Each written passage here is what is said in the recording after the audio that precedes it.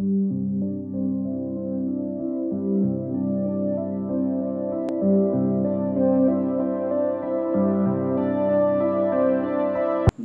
పరిశుద్ధ నామమునకు మహిమ కలుగును గాక. మన ప్రభువును రక్షకుడైన యేసుక్రీస్తునాను మీకు అందరికీ శుభములు వందనములు తెలియజేస్తున్నాను. యేసు యొక్క ఉపమానములను వివరించుకుంటూ ప్రతిదినము కూడా దేవాది దేవుని యొక్క నామాన్ని గణపరచడానికి దేవాది దేవుడు చక్కని అవకాశాన్ని దయచేశాడు. ఉపమానము అనగా నీతి సూత్రము తెలియచేసేది.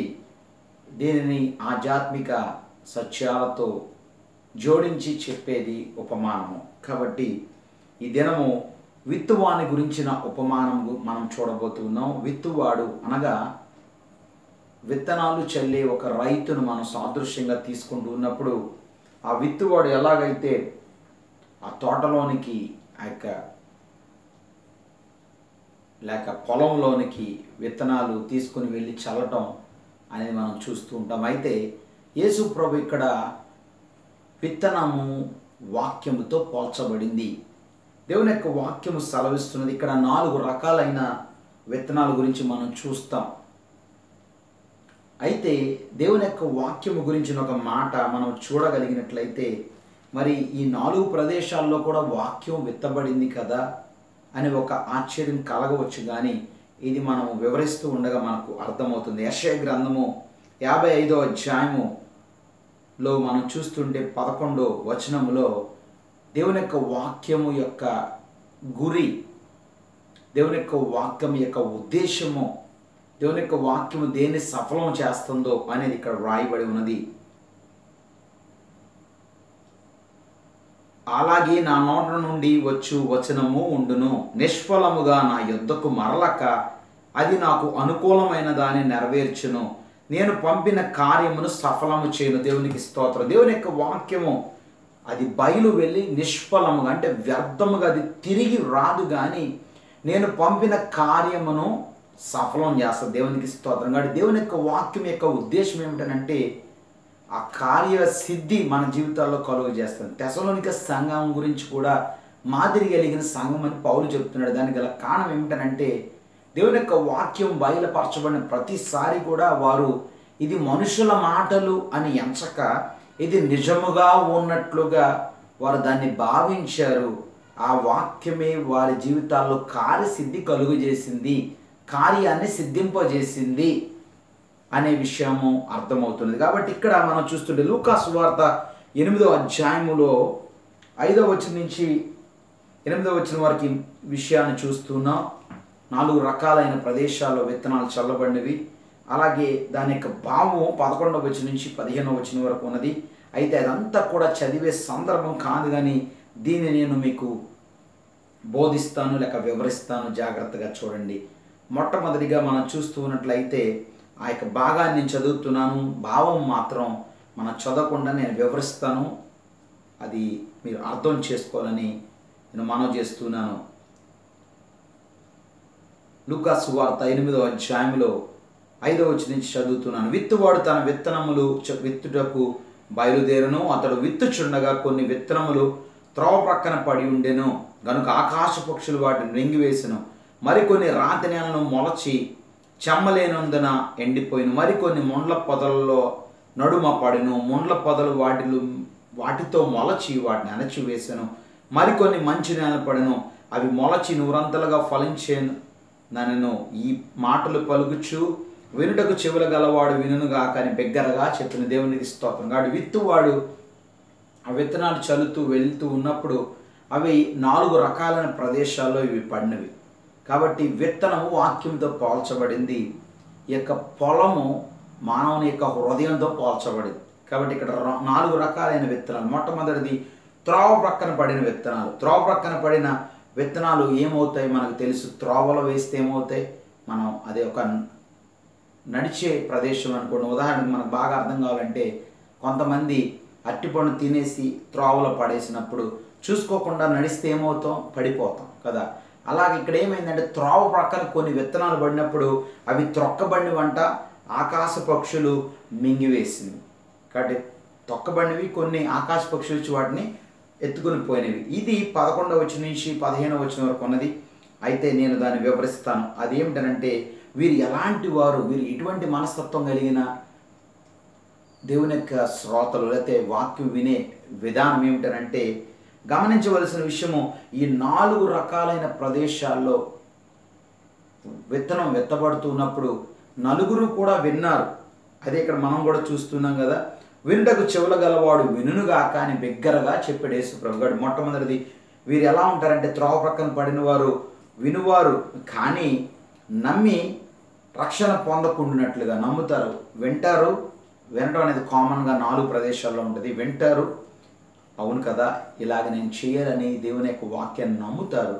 అయితే వారు పరిపూర్ణమైన మారు మనసు పొందటానికి, రక్షణ పొందకుండానట్లు అపవాది అనగా సాతాను వారి హృదయం నుండి వాక్యం ఎత్తుకొని పోతుంది. ఎలాగైతే ఆ యొక్క ఆకాశ పక్షులు మింగివేస్తాయో అలాగే యొక్క దుష్టుడు అపవాది ఏం చేస్తాడంటే వారి హృదయాల్లో వాక్యాన్ని ఎత్తుకుపోతుంది. కాబట్టి వారు ఫలించకుండా వారు ఉంటున్నారు. ఇక రెండో రకము ఏమిటంటే రాతి నేలను పడిన విత్తనాలు. ఇక్కడ ఏమిటనంటే అక్కడ కూడా మనం చూస్తున్నట్లయితే విన్నవారే వారు, మొలుస్తుంది. అయితే రాతి నేలకు ఏముండదు, వేరుండదు కదా. రాతి నేల మీద వేస్తే బహుశా దాంట్లో విత్తనాలు ఉన్న దాన్ని బట్టి ఆ నీరు ఏదైనా చినుకు పడితే మొలకలు వస్తాయి. కానీ వాటికి ఏముండదు, they don't have the route. ఆ యొక్క వేరు లేనందున అదేమవుతుందంటే ఎండ రాగానే అది ఎండిపోతుంది. కాబట్టి ఈ యొక్క శ్రోతలు ఎవరు అని మనం చూస్తుంటే వినినప్పుడు ఆహా భలే ఉంది దేవుని వాక్యం అని సంతోషంగా నమ్ముతారండి. వీళ్ళు రాతి హృదయం కలిగిన వారు. అయితే దేవుని వాక్యము రాతి హృదయాన్ని మాంస గుండెతో మారుస్తాడు. ఎప్పుడు నువ్వు విని దేవుని వాక్యాన్ని అవలంబించే అనుభవాలు ఉన్నప్పుడు, వినినప్పుడు సంతోషంగా అంగీకరిస్తారు. కానీ వారికి వేరు లేనందున వారికి ఏం లేదు, వేరులో. అందుకే దేవుని యొక్క సన్నిధానంలో మనం వేరు కలిగి ఉండాలి. అందుకే పౌలు అంటాడు, క్రీస్తులో మీరు వేరు పారిన వారై అంటున్నాడు. కాబట్టి వేరు అనేది లేనప్పుడు ఏమవుతుందంటే కొంచెం కాలం నమ్ముతారు, చాలా బాగుంది దేవుని వాక్యం అనుకుంటారు. కానీ శోధన ఏదైనా ఇబ్బందులు రాగానే వారికి ఏమి లేదు, వేరు లేదు. కాబట్టి వారు తొలగిపోతారు, వాక్యంలో వారు ఆశీర్వాదం పొందరు. వీళ్ళు రాతి నేల పడిన విత్తనాలు పోల్చి యేసు ప్రభు చెప్తున్నాడు. ఇక మూడవదిగా మనం చూస్తుంటే ముండ్ల పొదలు, థార్నీ బుషెస్.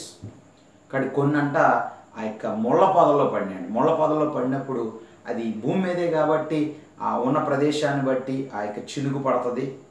భూమి ఉన్నది కాబట్టి పైకి వచ్చినాయి, మొలిచినాయి. కానీ మొలిచినవి మొక్కలు ముండ్ల చేత ఏమైపోయినవి, అణిచివేయబడినాయి.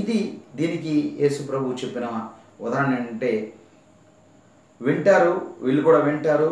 కాలం గడిచిన కొద్దీ ఏమవుతుందంటే ఈ యొక్క ముళ్ళ పొదలను, ఈ యొక్క ఐహిక విచారాలు అంటున్నాడు. ఇది అన్ని సువార్తలు కనబడుతుంది. అయితే లూకా సువార్తలో నేను ఎందుకు ఎంచుకున్నానంటే ఇక్కడ వివరణ మంచిగా ఉన్నది. కాబట్టి ఇక్కడ మనం చూస్తుంటే ఈ జీవన సంబంధమైన విచారముల చేత, ఈ యొక్క ధనభోగముల చేత అణచివేయబడతాయి.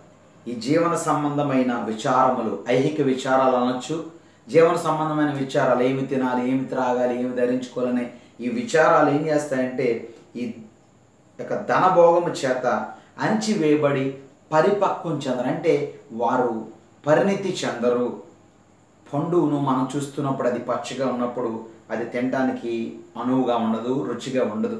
కానీ అది పక్వానికి వచ్చిన తర్వాత, అందుకే అనేక సార్లు ఈ యొక్క పళ్ళు అమ్మేవాళ్ళు కూడా ఇది చెట్టును పండిన కాయ అండి, ఇది రుచిగా ఉంటుందని చెప్తారు. కాబట్టి ఇది మెకానికల్గా పండలేదు కానీ పక్వానికి వచ్చింది అని చెప్తారు. కాబట్టి ఇక్కడ కూడా వారు పక్వానికి చెందకుండా ఐహిక విచారాలు ముళ్ళ పొదలు అణిచేస్తాయి. ఇక నాలుగవదిగా ప్రాముఖ్యంగా యేసు ప్రభు కోరుతున్నది, అలాగే వాక్యంలో కూడా చూసినట్లుగా అది బయలు వెళ్ళి అది నిష్ఫలంగా తిరిగి రాదు, కానీ ఆయన పంపిన కార్యం నెరవేర్స్తుంది. అదే మంచి నేల. ఇలాగ మనం ఉండాలని కోరుతున్నాడు. మంచి నేల పడిన విత్తనాలు అంటే 100 ఫలించారు. ఇంక వీరెవరు కూడా ఫలించరు. ఎందుకు అని అంటే వీరు యోగ్యమైన మంచి మనసుతో దేవుని వాక్యం వింటారు. ఎప్పుడు కూడా ఇది నా కొరకే. ఇక్కడ యోగ్యమైన మంచి మనసుతో వారు ఎలా ఉంటారంటే వీరు కూడా వాక్యం వింటున్నారు. కానీ వారికి తేడా అంటే వారు వినటం వరకే వారు చేశారు. కానీ వీరు ఏం చేస్తున్నారంటే అప్లికేషన్ కావాలి. ఎప్పుడు కూడా apply to your life. When you here the word of God you need to apply to your life. నీ జీవితంలో ఆ వాక్యాన్ని నువ్వు అన్వయించుకొని ఈ పరిస్థితిలో నేను ఎలా ఉన్నాను, దేవుని యొక్క వాక్యం నాకు బోధించబడుతున్నప్పుడు నేను ఎలాగ సరిచేయబడుతున్నాను అనే అనుభవం నీకు ఉన్నప్పుడు దాన్ని అవలంబించి వారు ఏం చేస్తారంటే ఓపికతో ఫలించువారు అని ఇక్కడ వ్రాయబడింది. ఇక్కడ చివరిలో నేను ఆ మాత్రం చదువుతాను. 15వ వచనంలో 8వ అధ్యాయంలో మంచి నేల నుండి విత్తనములు పోలిన వారు ఎవరనగా యోగ్యమైన అండర్లైన్ చేసుకునేది యోగ్యమైన మంచి మనసుతో మంచి మనసాక్షితో పాజిటివ్ యాటిట్యూడ్తో యోగ్యమైన మంచి మనసుతో వాక్యం విని దాన్ని అవలంబించి అనగా అప్లై చేసుకుని ఓపికతో ఫలించి వారి దేవునికి స్తోత్రం. మనం అలా ఉండాలని దేవుడు కోరుతున్నాడు. కాబట్టి ఈ రోజున 4 రకాలైన ప్రదేశాలు విత్తనాలు విత్తబడినవి. కాబట్టి నువ్వే ప్రదేశంలో ఉన్నావో డిసైడ్ యువర్ సెల్ఫ్. చెవులు గలవాడు వినుగాక, మరొక చోట సంగములతో ఆత్మ చెప్పు మాటలు చెవి గలవాడు వినుగాక అని 7 సంఘాల ఉత్తరం రాస్తూ ప్రకటన గ్రంథంలో యోహాను భక్తుడు పద్మసు ద్వీపంలో చెప్తున్న దర్శనాన్ని మనం చూస్తున్నాం. కాబట్టి ఇక్కడ యేసు ప్రభు ఇది ఎందుకు చెప్తూ ఉన్నాడంటే విత్తువాడు విత్తనాలు చల్లడానికి వెళ్తూ ఉన్నాడు. వాక్యము ప్రకటించబడుతూ ఉండగా నువ్వు ఎలా ఉన్నావో నీ జీవితాన్ని సరి చేసుకోవాలి. త్రోవ ప్రక్కన ఉన్నావా? త్రోవ ప్రక్కన ఉంటే నువ్వు వింటున్నావు కానీ నువ్వు రక్షణ పొందకుండానట్లుగా అపవాది నీ హృదయంలోంచి దాన్ని తీసుకుపోతుంది. రాతి నేలను పండి విత్తనాల వల్ల ఉన్నవా? మొలుస్తున్నావు కానీ నువ్వు ఎండిపోతావు. ఎందుకంటే నీకు వేరు లేదు కాబట్టి నువ్వు అలాగవుతున్నావు. లేకపోతే మొండల పొదల్లో ఐక విచారాలు కలిగి నీవు కొంతకాలం నమ్ముతూ ఉన్నావు కానీ దాంట్లో నీవు నిలిచి ఉండలేకపోతున్నావు. కానీ మంచి నేల పడిన విత్తనాలు ఎవరనంటే యోగ్యమైన మంచి మనసు. ఈ మనసు నీకు ఉన్నదా? ఈ వాక్యం వింటూ ఉండగా ఒక్కసారి ప్రభువా నేను అనేకసార్లు వాక్యం విన్నాను, యోగ్యమైన మంచి మనసుతో నేను ఒకవేళ వినట్లేదేమో అందుకే నేను ఫలించలేకపోతున్నాను. కాబట్టి ప్రభువా నా జీవితంలో ఫలాలు కావాలి, ఆయన ఆశీర్వాదం కావాలి, నీ కృప నాకు కావాలి, నీ వాక్యం ఏళ్ళు నేను ఆసక్తి చూపిస్తాను, మంచి మనసుతో వింటాను, నా జీవితంలో అన్వయించుకొని ఎప్పటికప్పుడు నేను సరిచేయబడతాను, ఓపికతో ఫలిస్తాను అనే ఒక తీర్మానం మనం చేసుకుందాం. అట్టి కృపా ధన్యత దేవుడు మనకు దయచేయనుగాక. మహాపరిశుద్ధురానికి స్తోత్రం ప్రభువా. నీ వాక్యము బయలు వెళ్ళి అది నిష్ఫలముగా తిరిగి రాదు. నువ్వు పంపిన కార్యమును అది సఫలము చేయను. నా మాట అగ్ని వంటిది కాదా అని నీ యొక్క వాక్యములో సెలవిచ్చావయ్యా. అవునయ్యా, మాలో ఉన్న మస్టును కల్మషాన్ని ప్రభువా అది తొలగించే ఒక అగ్ని వలె ఉంటున్నదయ్యా. అయితే నీ వాక్యాన్ని మేము ఏ విధముగా రిసీవ్ చేసుకుంటున్నామో అనేది ప్రాముఖ్యమైనది. అనేకసార్లు ప్రభువా మేము త్రోవ ప్రక్కన పడిన విత్తనాలు వలె ఉంటూ ఉన్నాం, విన్నట్టుగా ఉంటున్నాం. మేము ఒకవేళ మేము ప్రభా రాత్రి నేల పడిన విత్తనాలు వలె వేరు లేకుండా ఉంటూ ఉన్నామేమో. లేకపోతే ప్రభా మేము ఒకవేళ మొండ్ల పొదలలో పడిన విత్తనాలు వలె ఐక విచారాలు కలిగి వాక్యమైతే వింటున్నాం కానీ మేము దాన్ని అన్వయించుకోలేకపోతున్నామేమో. అలా కాకుండా మంచి నేలను పడిన విత్తనాలు యోగ్యమైన మంచి మనసుతో నీ వాక్యాన్ని విని అవలంబించి ఓపికతో ఫలించే భాగ్యం ఈ వాక్యం ప్రతి ఒక్కరికి దయచేసి ఈ వాక్యం ద్వారా వారందరినీ బలపరిచి నీ కొరకు జీవించే భాగ్యము దయచేయమని యేసు పరిశుద్ధమైన ప్రార్థించి అడుగుచు నామ తండ్రి. ఆమె నిష్రక్తమే జయం, ప్రవేశ రక్తమే జయం. సిలువ రక్తమునికి సంపూర్ణ విజయము, అపవాది క్రియలకు అనంత నాశనం. Praise Lord. దేవుడు మిమ్మల్ని దీవించినగా.